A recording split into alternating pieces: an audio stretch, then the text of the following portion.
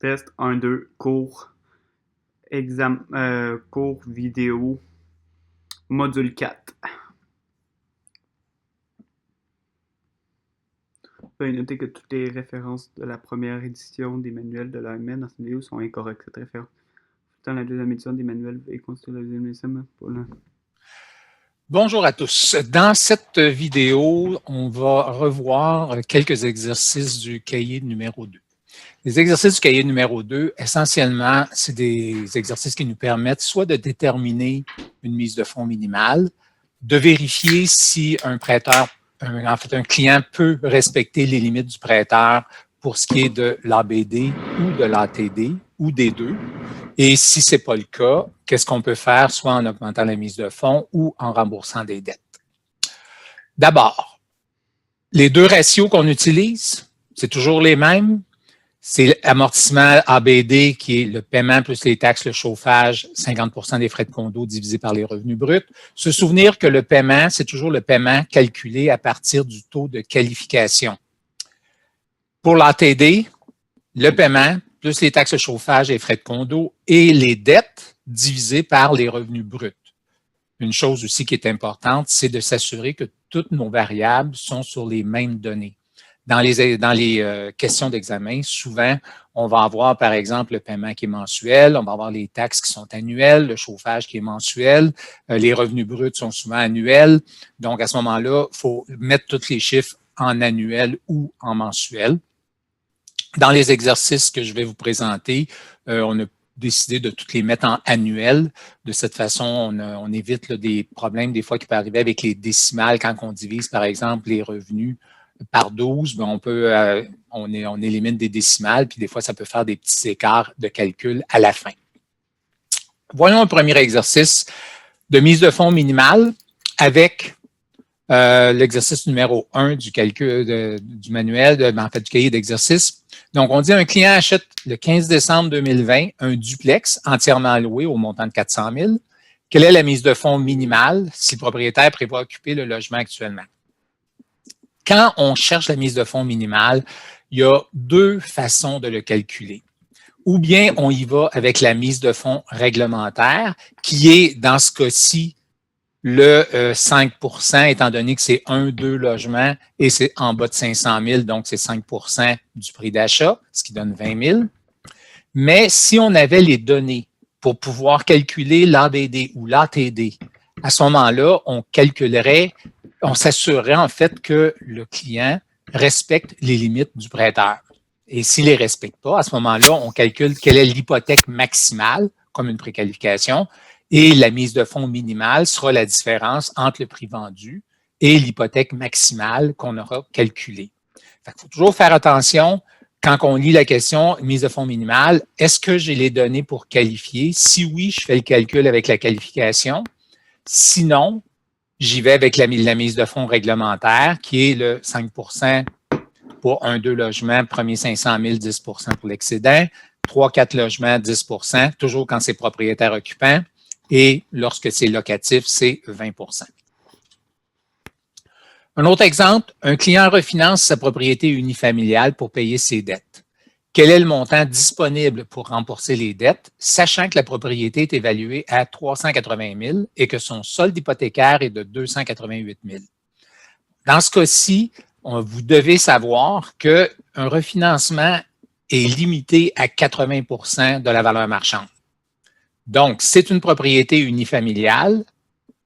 Le refinancement à 80 va me donner 304 000 maximum que je peux emprunter. Et le 304 moins le 288 qui est déjà hypothéqué me laisse un solde de 16 000 qui est disponible pour payer des dettes. C'est une des choses qu'on doit faire d'ailleurs quand on fait un refinancement. Une des premières choses à faire, c'est de vérifier le 16 000, on appelle ça l'équité disponible. Donc, c'est de savoir quel est le montant d'argent disponible pour réaliser le projet. Par exemple, s'il y avait eu un solde hypothécaire de 320 000, ben, même si on voudrait refinancer, on ne peut pas aller plus que 304. Fait qu'à ce moment-là, c'est sûr que la réponse aurait été 0 parce qu'on ne peut pas obtenir dans un refinancement plus que 80 Le 80 s'applique indépendamment du nombre de portes. Donc, que ce soit 1, 2 ou 3 ou 4 propriétaires occupants ou locatifs, on ne peut pas aller plus que 80 %. On fait un autre exemple maintenant où la question pourrait être du genre, est-ce que on calcule l'ABD pour savoir est-ce que la personne peut se qualifier. Bon, dans ce cas-ci, la question est quel est l'ABD? On calcule. On a le prix d'achat, on a la mise de fonds.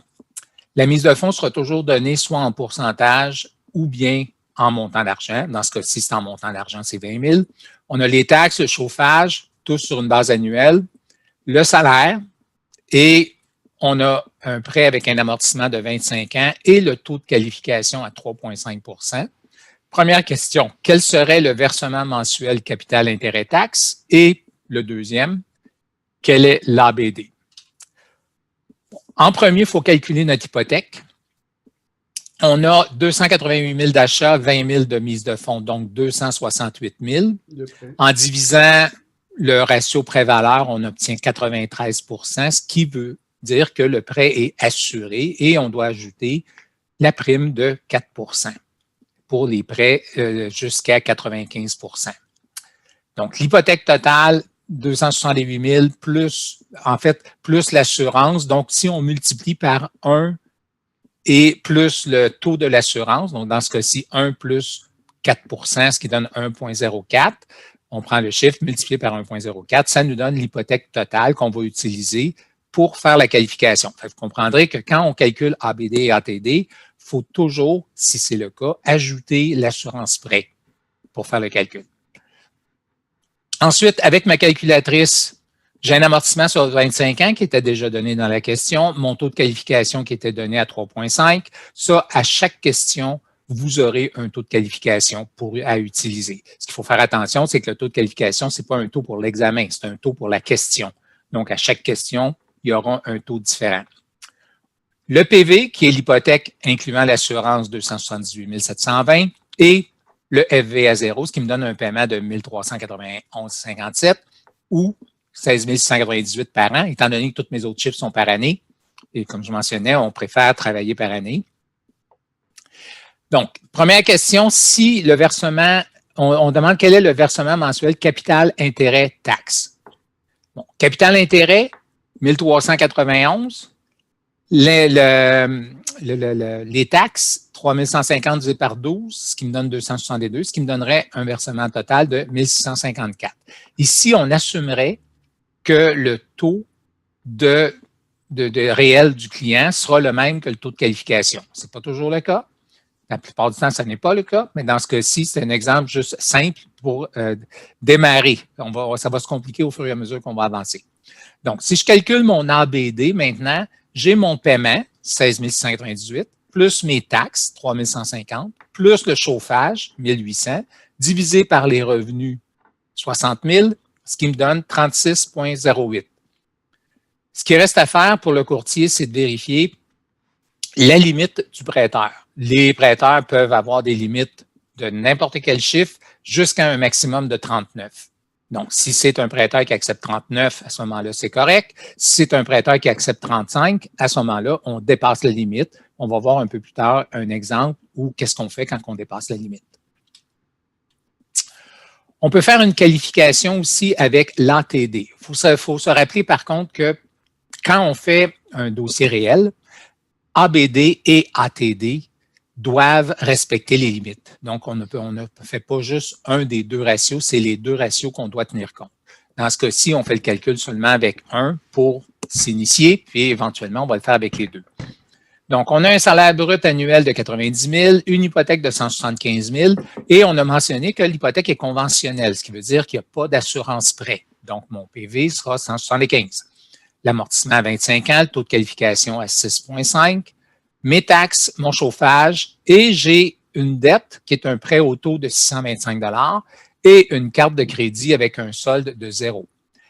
Quand on a des cartes de crédit, on calcule les paiements de cartes en fonction d'un pourcentage qui va être donné dans la question. Mais le pourcentage est calculé sur les soldes. Donc, dans ce cas-ci, comme le solde est à 0, je n'aurai pas de de paiement à considérer pour la carte de crédit. Que la limite soit à 5 000, 10 000 ou 25 000, ça n'a pas d'importance. Dans tous les calculs, dans tous les problèmes, on va toujours avoir un pourcentage sur le solde. Et dans ce cas-ci, on demande quelle est l'ATD. Donc, en premier, je calcule mon paiement hypothécaire. Donc, je rentre mon PYCY, mon NI, PV, et j'obtiens un paiement de 1 172 ou 14 066 par année. J'ai une dette de 625 par mois pour le prêt, donc 7 500 par année. Quel est mon ATD? Mon paiement, plus mes taxes, plus mon chauffage, plus les dettes, divisé par les revenus, me donne 30,5. Ici également, les prêteurs déterminent le maximum d'ATD qu'ils vont accepter. Ça varie d'un prêteur à l'autre. Et le maximum qu'ils peuvent accepter, c'est 44 %, mais il y a certains prêteurs qui vont accepter 42, 40, ou même ils vont accepter 42 pour les salariés, 40 pour les travailleurs autonomes, donc, ou 37 pour un produit en particulier. Donc, chaque prêteur détermine, et c'est le travail du courtier de se renseigner sur quelles sont les limites de chacun des prêteurs. Quand vous êtes dans un cabinet, il y a des cabinets qui ont des outils aussi qui peuvent vous aider là, à faire votre sélection là-dedans. Donc, c'est un calcul simple d'ATD. On a vu l'ABD. Si on le fait avec un prêteur, à ce moment-là, on se retrouverait avec un ratio d'ABD et un ratio d'ATD. Donc, dans l'exemple, on a 120 000 de revenus. On a une mise de fonds minimale. Amortissement de 25 ans, taux de qualification à 5 %. PA, c'est une promesse d'achat qui est acceptée à 350 000. C'est un condo propriétaire-occupant. Donc, ma mise de fonds minimale, c'est un condo propriétaire-occupant. Donc, une porte propriétaire-occupant inférieure à 500 000, la mise de fonds minimale sera 5 %. Les taxes, les frais de condo et le chauffage. J'ai des dettes, donc un prêt auto, 500 par mois, et 2 cartes de crédit avec des soldes de 1 500 et 3 000. Et le prêteur prend 4 % sur les soldes en guise de paiement. La limite du prêteur est ABD 32, ATD 40. Peut-il se qualifier? Je dois faire les deux calculs. Donc, je dois vérifier est-ce que c'est possible de respecter la limite de 32 pour l'ABD? Est-ce que c'est possible de respecter la limite de 40 pour l'ATD? Donc, on commence toujours par l'ABD. Mais pour trouver, d'abord, je dois trouver c'est quoi mon paiement. J'ai une mise de fonds de 5 %, on l'a mentionné. J'avais un prix d'achat de 350 000, donc ma mise de fonds est 17 500 et mon prêt est de 332 500. Je vérifie est-ce que mon prêt doit être assuré. Mon ratio prêt-valeur me donne 95, donc ça prend une prime d'assurance prêt de 4 %. Mon prêt total sera mon montant de prêt 332 500 plus l'assurance qui est le 1,04, ce qui me donne 345 800. Ensuite, je rentre les données dans ma calculatrice avec le taux d'intérêt de qualification à 5 %, le PV à 345 800, ça me donne un paiement de 2011 ou 24 134 par année. Ensuite, je calcule mes dettes. J'ai un 500 $. Le 4 % s'applique sur le 1500 et c'est un paiement mensuel aussi. Puis, j'ai le 3000 sur le 4 %. Ça me donne un total de 680 par mois ou 8 160 par année. Mes frais de condo, on disait c'était 140, mais on prend seulement 50 % des frais de condo, donc 50 % de 140 multiplié par 12 mois va me donner 840. J'ai maintenant mes chiffres pour être capable de vérifier mon ABD et mon ATD. Mon ABD plutôt. Le paiement plus les taxes, plus le chauffage, plus les frais de condo divisé par les revenus me donne 25 %, 25,56. La limite du prêteur était de 32. À ce moment-là, je respecte la limite du prêteur. Dans le cas de l'ATD, j'ai mon paiement, mes taxes, mon chauffage, mes frais de condo et les dettes divisées par les revenus et ça me donne 32,36 %. La limite du prêteur était de 40. Donc, je respecte la limite. Les limites, c'est des limites supérieures. Donc, dans ce cas-ci, si on demande est-ce que la personne peut se qualifier, on va dire oui, elle peut se qualifier parce qu'elle respecte les limites du prêteur. Donc, ça a été le numéro 10 du cahier d'exercice.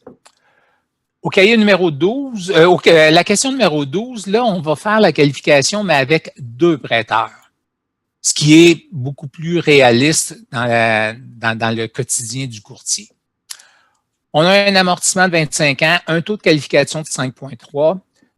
Le taux de qualification, bon, dans la vraie vie, le taux de qualification est déterminé par la Banque du Canada et c'est un taux qui s'applique à tous les prêteurs. Donc, quand on compare des prêteurs entre eux, pour ce qui est de la qualification, on n'a pas besoin de modifier le taux d'intérêt. C'est qu'on prenne un taux variable, un taux fixe, qu'on prenne n'importe quoi, c'est le taux de qualification. On va voir dans le webinaire 3 que la formule est un petit peu plus complexe là, parce qu'on a à vérifier aussi quand c'est un prêt conventionnel, il y a une vérification supplémentaire. Mais pour l'instant, on se limite à le taux de qualification qu'on utilise. J'ai une promesse d'achat acceptée à 575 000 pour un condo, propriétaire occupant, et ce sera la mise de fonds minimale. Les taxes sont 5 400, les frais de condo, j'ai mes dettes, donc mon prêt auto, les 2 cartes, les revenus. On mentionne que le prêteur A a une limite de 32 pour l'ABD, 44 pour l'ATD. Le chauffage, il considère 125 par mois et il prend 5 % sur les soldes de carte de crédit en guise de paiement. Le prêteur B, lui, accepte une limite ABD de 37, un ATD de 42. Il considère 140 $ par mois pour les frais de chauffage et 3 % de solde sur les cartes de crédit.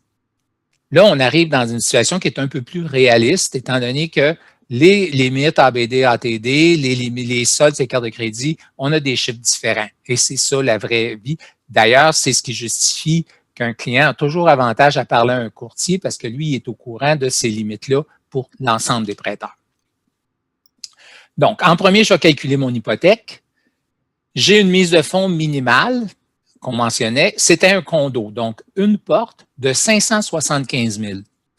La règle, 5 % sur le premier 500 000, ce qui me donne 25 000, et 10 % sur l'excédent, sur le 75 000 supplémentaire, qui me donne 7 500, pour un total de mise de fonds de 32 500. Ça, c'est le minimum que je dois donner, ce qui me laisse un prêt de 542 500. Si je fais mon calcul de ratio prêt-valeur, je conclus que mon prêt doit être assuré avec une prime de 4 %, ce qui donne un prêt total de 564 200. J'ai appliqué le prêt plus l'assurance prêt. Donc, pour mes calculs, 564 200. Ensuite, j'ai mes frais de condo qui vont être de 1 200 par année. Mes dettes, bon, les dettes, j'aurais pu faire le calcul à 5 % et le calcul à 3 %. Là, je monte le calcul seulement à 3 % parce qu'on va se rendre compte qu'avec le prêteur A, la limite ABD va dépasser la limite. Donc, à ce moment-là, on n'aura pas besoin de calculer l'ATD, on sait qu'il ne pourra pas se qualifier. Ça fait que si je calcule mon paiement pour un montant de 564 200, ça me donne un paiement de 3 378 mensuel ou 40 541 annuel. Je commence avec le prêteur A. ABD, je mets mon paiement, mes taxes, mon chauffage et les frais de condo divisé par les revenus et j'arrive à 35 %. La limite du prêteur A était 32. À ce moment-là, je dépasse la limite. Évidemment, ce que je pourrais faire, c'est tenter d'augmenter la mise de fonds pour respecter la limite du prêteur. Mais avant ça, je vais essayer plutôt de voir est-ce que je peux me qualifier avec le prêteur B. Si ça ne fonctionne pas, là, à ce moment-là, il faudrait faire une démarche pour essayer de trouver une solution. Avec le prêteur B, mon paiement, mes taxes, mon chauffage, mes frais de condo divisés par les revenus me donne 35,1. Ça respecte la limite de 37. Donc, à ce moment-là, je peux me qualifier avec le prêteur B si je qualifie aussi avec l'ATD. Je calcule mon ATD, le paiement, les taxes, le chauffage, les frais de condo, et je rajoute les dettes. Puis il faut se rappeler qu'ici, dans le cas des dettes, on était avec un solde de 3% du solde et non pas le 5% du prêteur A. Puis les frais de chauffage étaient à 140 au lieu de 125. Juste se rappeler qu'il faut prendre les bons chiffres, faire attention de ne pas se mélanger parce qu'il y a beaucoup de données. Puis si on mélange tout ça, bien évidemment, ça va être plus difficile. Notre résultat donne 39. Le prêteur accepte une limite de 42. À ce moment-là, ça respecte la limite. Donc, la bonne réponse serait le prêteur B parce qu'on respecte les limites de prêteur. Donc, on cherche toujours d'abord à trouver le prêteur avec lequel il peut se qualifier et sinon, on va trouver une solution pour essayer de faire en sorte qu'il puisse se qualifier. Maintenant, une mise de fonds minimale avec l'ABD. Bon, tout à l'heure, quand on a fait l'exercice numéro 1, je vous mentionnais que quand on calcule la mise de fonds minimale, si on n'a pas de données, on va prendre les mises de fonds réglementaires, mais si on a les données pour qualifier, à ce moment-là, on va faire une préqualification pour voir c'est quoi le montant maximum d'emprunt et la mise de fonds minimale sera la différence entre le montant. Dans ce cas-ci, on avait les données pour calculer la qualification. Avec l'ABD, quand on cherche un montant maximum, il faut d'abord isoler le paiement. Le paiement rentré dans ma calculatrice avec les autres données va me permettre de trouver le PV qui va être mon montant maximum d'emprunt. Donc, l'ABD multiplié par les revenus, donc ma limite ABD du prêteur qui est de 34, multiplié par les revenus qui est 60 000, moins les taxes, moins le chauffage, me donne 15 450. Tous mes chiffres étaient en annuel, donc c'est par année. Divisé par 12 me donne 1287,50. Il faut se souvenir que dans la calculatrice, quand je rentre mon PMT, je le rentre toujours en paiement mensuel parce que mon PY est à 12. Donc, capacité d'emprunt, mon N, mon I, qui est mon taux de qualification, le paiement et le FV. Le PV donne 257 876. Donc, vous voyez le chiffre moins sur votre calculatrice, mais vous ne lisez pas le moins. Souvenez-vous que quand on rentre une hypothèque, on appuie sur plus-moins. Donc, quand on lit un PV, on lit seulement le chiffre sans tenir compte du chiffre moins. Donc, ça, c'est mon emprunt. Maintenant, je dois vérifier, on se souvient que si je calcule un ABD ou un ATD, et qu'il y a une assurance prêt, l'assurance doit être ajoutée. Mais naturellement, l'assurance prêt, elle va aller chez l'assureur prêt, donc elle ne sera pas disponible pour payer la maison. Quand je fais le calcul à l'envers comme ça, pour trouver mon PV, je dois vérifier, est-ce qu'il y a une assurance prêt que je dois enlever? Dans ce cas, comment je calcule mon ratio prêt-valeur? Dans ce cas-ci, j'arrive avec 89,5. Selon les chartes, 89,5 correspond à une assurance de 3,1 %. À ce moment-là, pour enlever l'assurance prêt de mon prêt, je dois diviser mon résultat PV par 1 plus le taux de l'assurance. Donc, dans ce cas-ci, 1 plus 0,031, ce qui donne 1,031.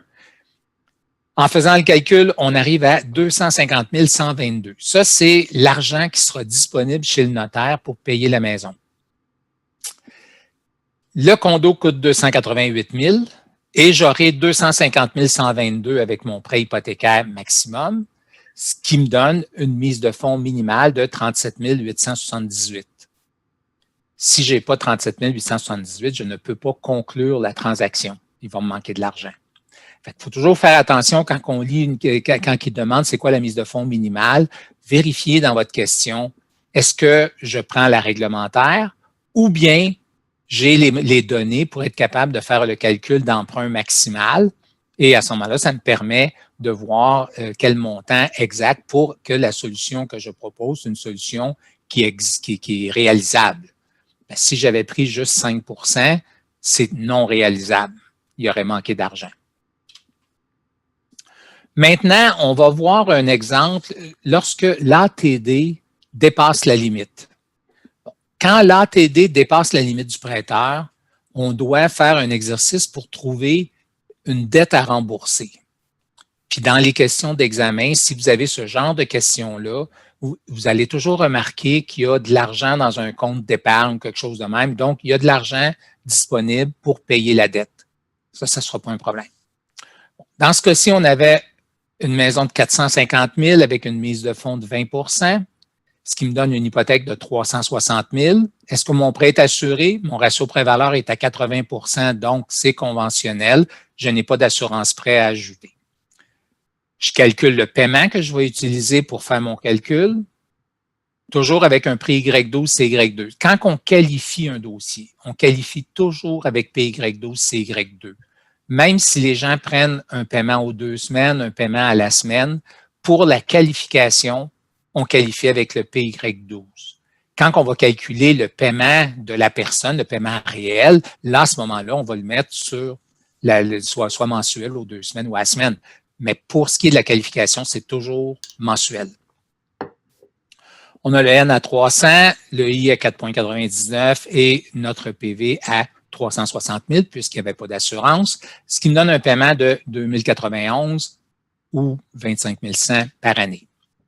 Pour calculer ma limite de dépenses, là, à ce moment-là, je prends la même formule, mais je vais bouger le revenu de l'autre côté de l'équation pour isoler mes dettes. Donc, je prends mes revenus multipliés par ma limite ATD, moins le paiement, moins les taxes, moins le chauffage, ça va me donner le montant maximum de dettes qu'on peut conserver pour respecter la limite du prêteur. Donc, ça me donne un total de 4 400 par année ou 366 par mois. Là, après, je regarde les dettes que j'ai. J'ai un prêt auto à 400, j'ai une carte de crédit qui est un paiement de 15 $, c'est 300 de solde à 5 %, ça donne 15 $, et un prêt personnel qui coûte 350 par mois. Donc, là, on y va par essai-erreur. Si je conserve le prêt auto, évidemment, je vais dépasser le 366. Si je conserve le prêt personnel et la carte de crédit, j'arrive à 365, donc je respecte la limite de 366. Donc, la solution, rembourser le prêt auto. Et ce sera là, on avait 3 dettes. Si on avait eu 4 dettes, ça aurait été la même chose. Il y a une des dettes qui fait que ça dépasse la limite. À ce moment-là, on va tenter de rembourser cette dette-là pour pouvoir respecter la limite. Fait que quand l'ATD dépasse la limite du prêteur, ce qu'il faut regarder en premier, c'est rembourser une dette. Si c'est l'ABD qui dépasse la limite, à ce moment-là, on fait comme le calcul précédent, on calcule notre emprunt maximum et à partir de ce chiffre-là, on détermine c'est quoi la mise de fonds minimale, qui sera plus que la mise de fonds réglementaire. Maintenant, on va faire des préqualifications. Préqualification, c'est de déterminer c'est quoi le montant maximum d'emprunt, c'est quoi la capacité d'emprunt, c'est tous des synonymes. Bon, dans ce cas-ci, on peut calculer un paiement. On a l'ABD maximum qui est à 30 % par les revenus, moins les taxes de chauffage, ça me donne 13 500 ou 1125 par année. Mon PY, mon CY et le taux de qualification à 5 % va me donner un PV de 193 430. Ça va toujours être la même chose. Il faut se poser la question, est-ce que ce montant-là inclut une assurance prêt? Bon, dans ce cas-ci, on voit que c'est une unifamiliale avec une mise de fonds minimale, donc de 5 %, ce qui veut dire qu'on avait un ratio prêt-valeur de 95, une prime d'assurance de 4. Vous savez, dans le manuel, là, la grille là, de 4, 3.1, 2.8, c'est toujours la même grille. Dans les examens, vous aurez les taux d'assurance. Vous n'avez pas besoin de les apprendre par cœur, mais quand on fait les exercices, étant donné que vous avez accès au manuel, bien, vous pouvez les vérifier. Donc, même chose, je veux enlever l'assurance prêt, donc je dois diviser. Je prends mon montant de 193 430, divisé par 1,04, me donne 185 990. Et on demandait quelle serait la valeur de la propriété que je peux regarder. Étant donné que mon prêt et 185 990 et que ce prêt-là représentera 95% du montant d'achat. En divisant par 0,95, ça va me donner un montant de 195 779 qui serait la valeur de propriété que je peux regarder. Souvent, on va voir ça avec les premiers acheteurs. Les gens, bon, je dis, c'est beau leur dire, vous pouvez emprunter tel montant. S'ils ont une somme fixe dans leur poche, c'est correct, ils vont rajouter cette somme-là, puis ça va donner la valeur de la propriété. Mais si c'est un pourcentage, ben à ce moment-là, ils doivent faire le calcul qu'on vient de présenter pour déterminer c'est quoi le type de maison qu'ils peuvent regarder. Au numéro 20, on préqualifie avec un ATD. La seule différence, c'est qu'on rajoute des dettes mensuelles. Dans ce cas-ci, on avait 2 revenus. Qu'est-ce qu'on fait? On calcule, on additionne les 2 revenus. Là, il faut se rappeler d'une chose. Les revenus, on peut les considérer pour un salarié s'il n'y a pas de période probatoire. Il faut faire attention. Un revenu, si on mentionne dans la question que la personne est en période probatoire, à ce moment-là, le revenu va être 0. Est-ce qu'on peut être sur le prêt quand même? Oui. À ce moment-là, le revenu va être 0, mais les dettes de la personne devront être ajoutées aux dettes du ménage et le calcul, donc la personne doit être capable, que le revenu qu'on peut considérer, doit être capable de qualifier, mais en tenant compte des dettes des 2 personnes. L'autre chose qu'il faut faire attention quand on a 2 personnes, si on parle d'une carte de crédit conjointe, à ce moment-là, on doit la considérer une seule fois dans le calcul.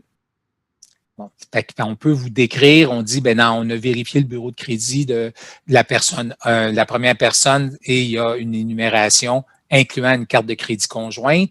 On vous dit, dans le bureau de crédit de l'autre personne, on fait une énumération incluant une carte conjointe. À ce moment-là, la carte, on va la considérer une seule fois et non pas 2. Bon, dans ce cas-ci, on avait des dettes de 450, 150, les cartes de crédit, ce qui donne un total de 1075 par mois. À ce moment-là, je calcule mon paiement. J'ai 130 000 parce que je préqualifie, donc je prends mon revenu multiplié par ma limite ATD, moins les taxes, moins le chauffage, moins les dettes, et ça me donne un paiement de 2 991 par mois. Dans ma calculatrice, en rentrant le N à 240, parce qu'on parlait d'un amortissement de 20 ans, le taux d'intérêt à 6 %, le paiement et le FV, compute PV, et j'obtiens un prêt de 420 066. Donc, c'est la façon de vérifier si on peut, combien qu'on peut emprunter en respectant la limite d'ATD. Tout à l'heure, on a vu, on peut respecter en payant des dettes. Ça, c'est quand on a déjà une promesse d'achat en main. Mais les gens qui viendront vous voir pour vous demander bien, combien je peux emprunter, bien, au départ, on ne rembourse pas de dette. On va juste calculer, bien, voici le montant que vous pouvez emprunter.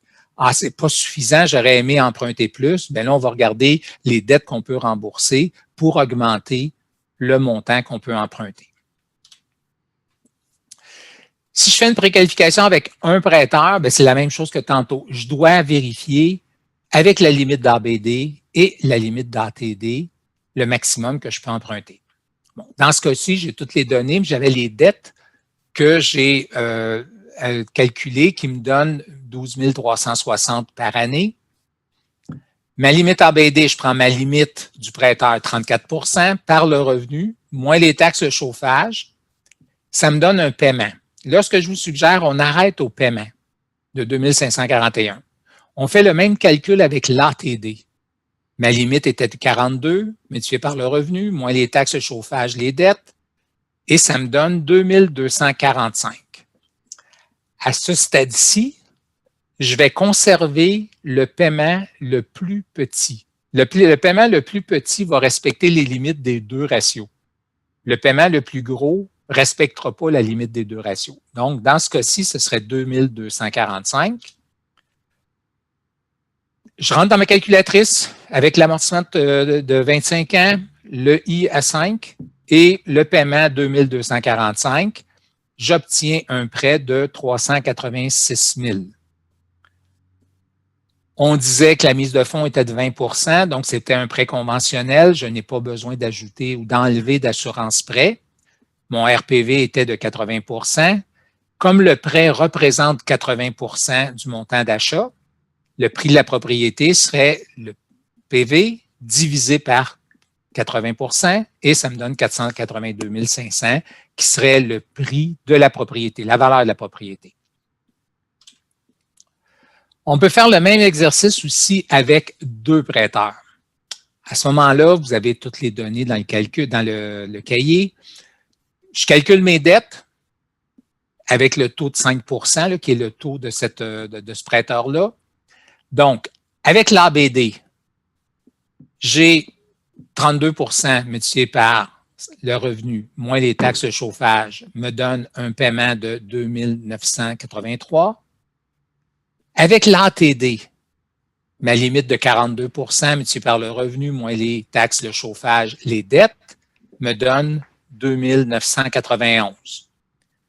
Je conserve le plus petit des deux. Donc, pour le prêteur A, le plus petit serait 2 983. Avec le prêteur B, là, il faut que je calcule mes dettes autrement parce que mon pourcentage est à 3 %. Les autres chiffres vont être pareils, donc mon paiement est la même chose parce que le taux de qualification ne change pas. Avec l'ABD, j'ai 35 % de limite par les revenus moins les taxes de chauffage. Ça me donne un paiement de 3 333. Et avec l'ATD, le 40 % multiplié par 130 000 moins les taxes de chauffage, les dettes, me donne 2 870. Le plus petit des deux, que je conserve, 2 870. Ensuite, j'ai deux prêteurs avec chacun le montant le plus petit de paiement. Ma réponse va être le plus élevé entre les deux prêteurs. Donc, dans ce cas-ci, 2 983 avec le prêteur A est le plus élevé. Et à partir de là, je vais faire mon calcul. Donc, je rentre mon amortissement, mon taux d'intérêt, mon paiement de 2 983 et j'arrive à un PV de 439 439 avec le prêteur A, qui serait le montant maximum d'emprunt. Donc, quand on a deux prêteurs, ce qu'il faut faire, d'abord, pour chacun des prêteurs, on fait le calcul avec ABD, ATD, on conserve le plus petit des deux et ensuite, avec le prêteur, mettons, quand les deux prêteurs sont calculés, ben là, je conserve le plus élevé entre les deux. C'est de cette façon-là qu'on va trouver le montant limite. Ça complète les exercices qu'on voulait vous présenter. Dans le cahier numéro 2, vous avez aussi des exercices d'ajustement de taxes, mais on va en parler dans une autre vidéo. Donc là-dessus, bon courage, on poursuit.